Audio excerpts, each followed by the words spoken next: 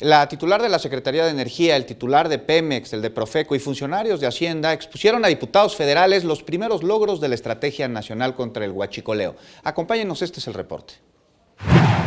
Los 4,000 millones de pesos que Petróleos Mexicanos ha ahorrado por la lucha contra el robo de combustibles servirán para fortalecer los programas sociales, informaron funcionarios federales al comparecer ante legisladores. La secretaria de Energía, Rocío Nale, el titular de la Unidad de Inteligencia Financiera de la Secretaría de Hacienda, Santiago Nieto, el director de Pemex, Octavio Romero, y el procurador del consumidor, Ricardo Sheffield, acudieron a San Lázaro para comparecer ante diputados, en donde reportaron los avances del operativo. Quiero actualizar los datos, son 558 personas detenidas, estamos hablando de 4.482 efectivos que han estado haciendo los procesos de integración de carpetas de investigación y de las 2.286 carpetas de investigación de 1 de diciembre para acá.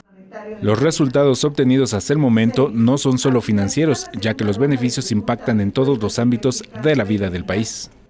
Desde que se implementó a la fecha, se ha dejado de robar desde el operativo aproximadamente 5,000 millones de pesos. Nale explicó que el sector energético ha tomado determinaciones firmes y trascendentes con el propósito de fortalecer la producción y suministro de los energéticos. Con imágenes de Javier Martínez, Alberto Álvarez Santana, 21 Noticias.